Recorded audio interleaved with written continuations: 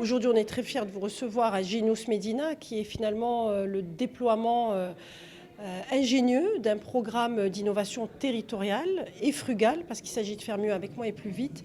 En réalité, avec le précieux partenariat avec le ministère de l'Artisanat et le soutien des autorités locales, partant d'un écosystème de problèmes autour de l'artisanat, l'idée c'était de déployer un écosystème de solutions. Donc Ginous Medina, c'est d'abord deux solutions concrètes, réelles. La première autour de la commercialisation, El Makan, puisqu'on agrège plus d'une centaine d'artisans et de coopératives locales et nationales, pour vivre une expérience commerciale différente, éthique, bienveillante, où la technologie est au cœur, puisque l'ensemble des produits sont accompagnés d'un code QR qui vient agir justement sur la transparence et la traçabilité des produits. Donc vous découvrez les visages des artisans au fur et à mesure que vous découvrez les produits. C'est aussi un espace qui vient faire rayonner un quartier qui est Medina El Qdima, qui est le berceau historique de la ville de Casablanca, qu'on refuse de voir sous l'angle de la précarité, mais plutôt sous l'angle de ses potentialités. Et donc El Makan vient aussi donner de la valeur économique à du bâti historique pour créer une dynamique culturelle et touristique. La deuxième solution, c'est Mouhoub. Ce qui est ingénieux aussi, vous avez parlé d'ingénierie sociale, El Makan et Mouhoub sont interconnectés pour la simple raison que c'est ça aussi l'innovation sociale, faire mieux avec moins et plus vite, et surtout déployer des programmes qui s'autofinancent au bout de 3 ans. Donc El Makan reverse l'ensemble de ses bénéfices à Mouhoub. Mouhoub, c'est un lieu d'expérimentation et de formation pour 100 jeunes parents de Medina El Qdima pour les réconcilier avec leur patrimoine, leur fierté d'appartenance à un territoire et créer de l'intergénérationnel avec des artisans résidents qui vont transmettre l'intelligence de la main, mais encore une fois en mettant la technologie au cœur pour rendre ces métiers plus attractifs auprès des jeunes qui les trouvent trop pénibles. Et comment au bout de 6 mois, au travers d'un parcours hybride où on leur apprend à la fois à prototyper, à faire de la philosophie et du sport et bien d'autres choses, de devenir des entrepreneurs qui ne passeraient pas par cette fameuse vallée de la mort. Ça, c'est un élément extrêmement important. Au bout de 6 mois, ils ont leur premier bon de commande à El Makan. Et donc, c'est une dynamique territoriale en mode acupuncture à petite échelle, mais qui fonctionne. Donc, c'est une solution frugale qu'on a fait émerger en moins de 6 mois, en changeant aussi l'ordre d'intervention des acteurs. Et c'est en ça qu'on s'inscrit complètement dans le nouveau modèle. C'est qu'on est un tiers de confiance qui vient aider les politiques publiques peut-être à mieux agir sur un territoire, permettre à des acteurs privés de faire un peu plus que de la RSE cosmétique et pouvoir très rapidement impacter des jeunes, un territoire, des femmes talentueuses, des artisans et pouvoir créer autant de valeur sociale et économique.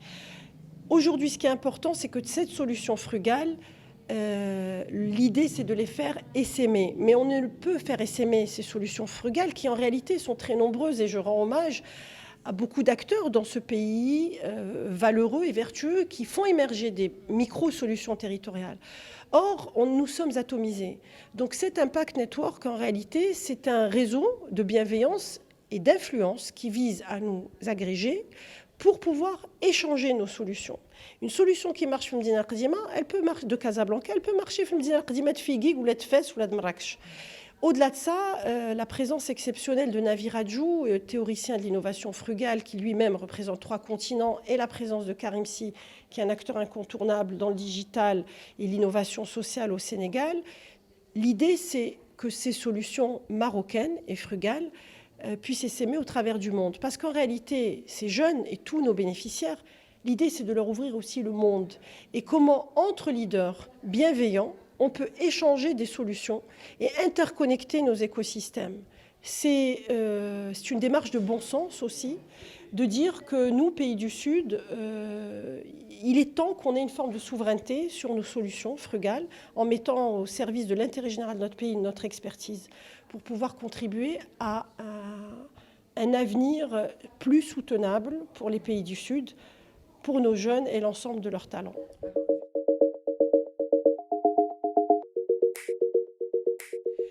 Alors, c'est une superbe question.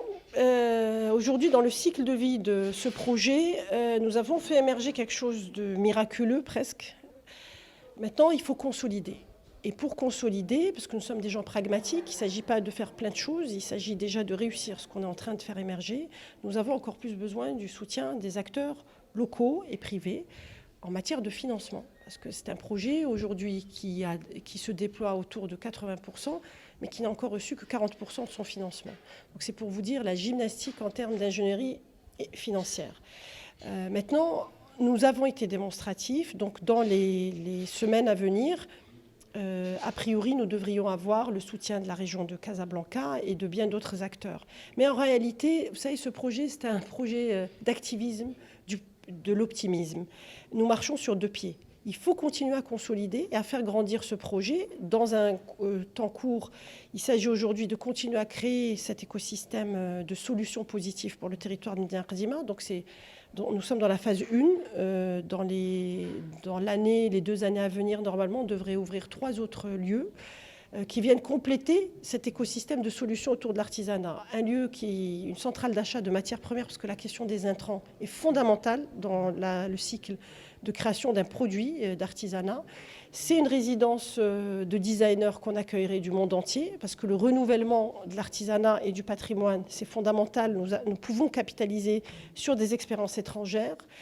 Et le troisième, projet, le dernier, c'est une résidence d'apprentis de l'ensemble des régions du Maroc qui viendraient apprendre auprès des communautés locales de Médina Al Khazima. Donc ça, c'est pour le projet Genius Médina et son essaimage dans les 2 années à venir. Le deuxième pied, c'est de capitaliser sur cette émergence pour les essaimer à la fois sur les régions du Maroc. Et là, c'est un plug and play pour les médinas du Maroc qui sont dans une volonté aussi de renouvellement. Mais c'est aussi, et d'ailleurs on fait déjà des émules au Sénégal puisque nous sommes sollicités pour travailler sur la même question de l'artisanat à Dakar. C'est déjà assez ambitieux pour un acteur associatif. Et j'insiste sur un point, c'est que nous ne sommes pas seulement un acteur associatif, nous sommes aussi un acteur économique puisque nous créons de la valeur économique. Donc voilà pour la vision d'ici 3 ans. Je pense que c'est déjà suffisant. L'idée, c'est qu'on puisse également être accompagné au niveau institutionnel parce que ce qui fait la force de ces projets, c'est la gouvernance. Aujourd'hui, la gouvernance est transparente, elle est efficace, mais c'est le changement d'échelle.